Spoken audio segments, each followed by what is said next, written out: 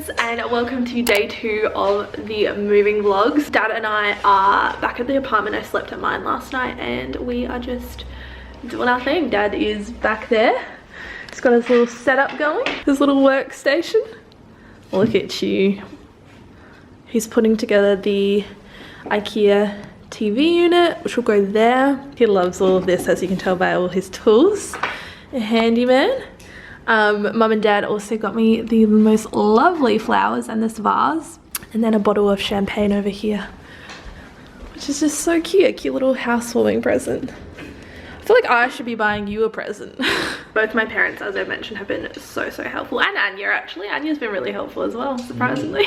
Mum and Anya have just gone back to their house. They're just doing some sorting of their house because my parents are also in the process of like slowly moving. So it's just me and Dad. We've just been pumping some tunes. I've been organizing the kitchen. I have this whole box of stuff that I was going through. This is actually from a subscriber. Her name is Emmy. Shout out to Emmy. Thank you so much. She sent me a bunch of stuff a while ago. At the beginning of the year, I mentioned I wanted to be a little bit more sustainable and just like environmentally conscious. So she sent me a whole bunch of things, which is so sweet, and I kept this box because I knew that we'd probably be moving soon, and it's definitely come in handy, so thank you so much, Emmy. There's some toothbrushes, some straws, some of these fruit and veg bags, which I was actually going to buy anyway. Don't need to. Put them in here so I remember to take them.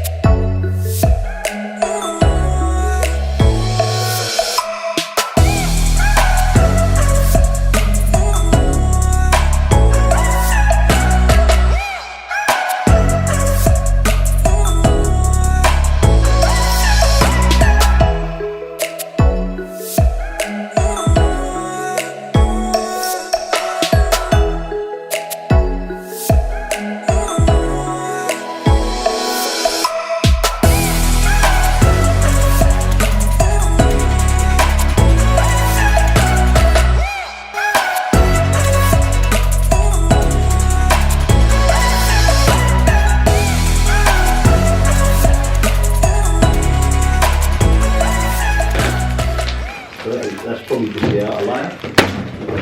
Oh my god! Far out. That was mental.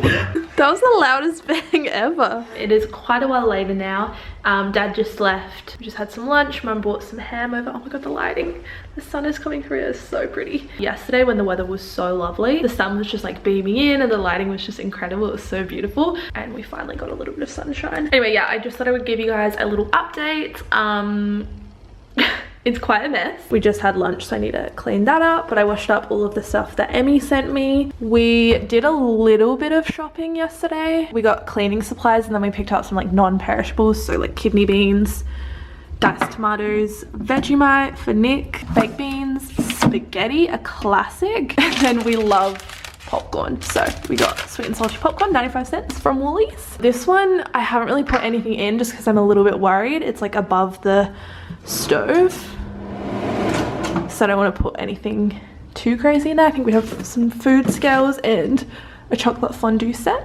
This one is probably the most impressive. So we have our mugs over here, bowls, plates, and then up there we have all our glassware, and then all of our extra cups and things. I think we've decided to keep the microwave here and at an angle, just like for easy access, you know? And then we're gonna keep the NutriBullet here because I have a smoothie pretty much every day. Originally I wanted to keep the kettle and the toaster together because they match, but it just doesn't make sense for like the layout of the kitchen. So I put the kettle over here. It just fits in nicely next to the microwave. If I put the toaster here, it's just like a little bit too cluttered. I also put the tea here because tea kettle, I don't drink tea, but my parents do a lot. This moving process is really showing me that I don't think I realized how much tea they actually drank until they were asking for it and we were in my house. Do you know what I mean? Well, like when they're at home, they just make themselves a cup of tea. I'm not always around them. I'm like in my room or like living my life. But over the last couple of days, they've had so much tea. It's an issue, it's a problem. They need an intervention. Anyway, classic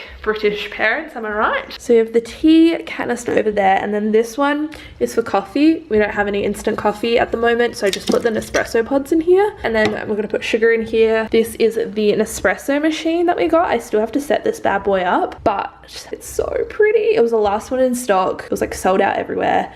Shout out to the Nespresso lady at Harvey Norman. She was so lovely. It also has a milk frother.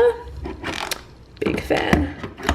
There's a lot of cords back there. We're gonna have to figure that out. And then the toaster is gonna be here. Down here, we're using this as like a little food section. So I've got my protein powders from Happy Way, and then I've just put some extra pods and tea just there. But we're probably gonna reorganize this after we go grocery shopping. And then down here is all like the pots and pans and things like that. This is what the living room's looking like at the moment. It is quite messy. I need to hoover around because there's stuff everywhere. We need to get rid of all of this rubbish. But Dad and I, well, Dad set up the TV unit. I helped him put the TV on. It's my little contribution. But I think it looks so good. The TV unit we got from IKEA, it fits really nicely in this space. This isn't gonna stay here. I'm thinking of putting this probably over here maybe. That's also got to go in my room, so ignore that. But we have a little side table. We're going to push this over, and then we're probably going to get a little two-seater couch that matches this one and put it there. We just weren't sure on the space and how much room we actually had. Yeah, it's looking good. I need to readjust the rug as well. Got my little came up, and then through here we have the bed all set up. The mattress is just, what's it called, depuffing.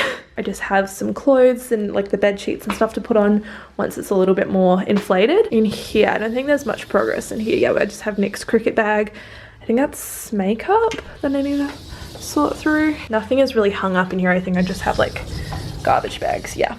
But we have quite a lot of space at the end here. I'm not really sure what to do with it. Like we could get a little armchair in the corner there, or like a dresser if we need more storage, but I don't think we do. I'm not really sure what to do with all of this floor space. So much room for activities. And then through here, this one's quite messy, but Dad and I put these shelves up. They're not attached to the wall like they were in my bedroom. My dad put some cardboard underneath to make it a little bit more stable. They're actually like quite sturdy. They're not really going anywhere. But yeah, it's all coming together. I'm so excited. It just feels so homely already, which is bizarre. I thought it would take a while for me to like readjust, but I already feel like I'm at home. Oh my god. Okay, well, what a turn of events. I don't want to bring this vlog down. I don't even know why I'm crying, because I actually knew about this and I've known that this is gonna happen or probably happen for a while. So this isn't really like huge news, but oh my god, is my eye bleeding? No, sorry, there's just a bit of red on my finger. Earlier today,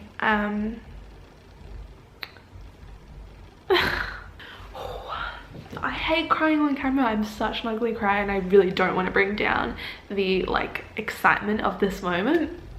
But I found out that I was officially let go from my job at Flight Centre, which is really sad.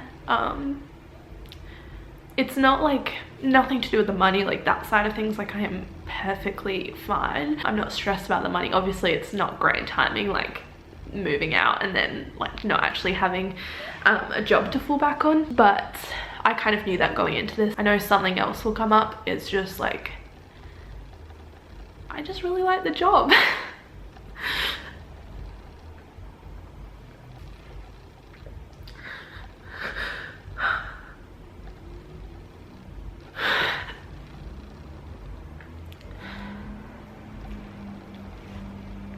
I really enjoyed the job and just like the whole travel industry. It's been one of the hardest hit industries, and it will be the hardest hit industry. Like it's gonna take so long to come back from this, and it's just not feasible to have the amount of staff, like such a huge company, so they had to let a a lot of people go.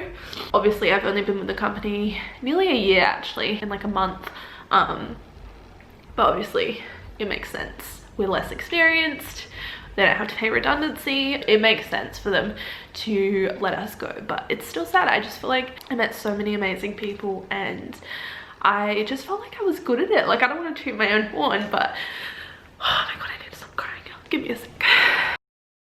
Oh my god, I'm such an ugly crier. Why am I crying? Okay, we're back. Sorry, I really don't mean to cry. Like, I'm actually okay. I just gotta get my emotions out. I haven't really let myself think about it a lot, and like what this means for me going forward.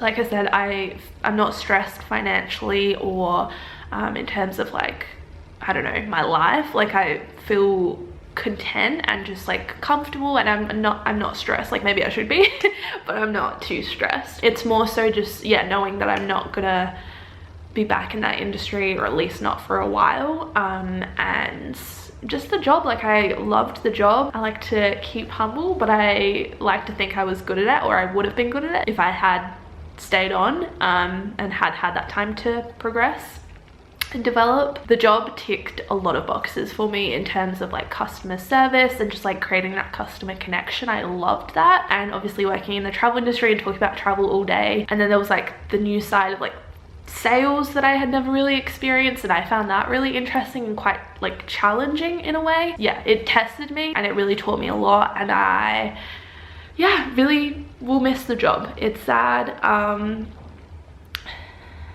The month before all of the whole COVID-19 started, or like really started to impact us here in Australia, I had my best month. Yeah, I got personal best. I was like top novice. Like, I really was doing it all, and I was so excited for the months to come. Obviously I've gotten over that, but yeah, it's just sad. I feel like there was a lot of potential there, but it is what it is. I truly believe everything happens for a reason. I believe us finding this place happened for a reason, and the timing, just life works in mysterious ways. And I know there's something better out there for, well, maybe not better, but there's something else out there for me, and hopefully it's not forever. Maybe I will be back at some point in the travel industry in one way or another. But yeah, I just thought I would update you guys on that, because I know I'm gonna get a lot of questions. Sorry about all the tears. It's just been a hectic time. Moving is crazy enough as it is, and then this on top of everything is just like, it's clearly too much for me. I'm also just naturally a very emotional person, but I won't cry about it again. Once it's out, it's done. I feel relieved already, and yeah, onwards and upwards. And if anyone's hiring, let a gal know.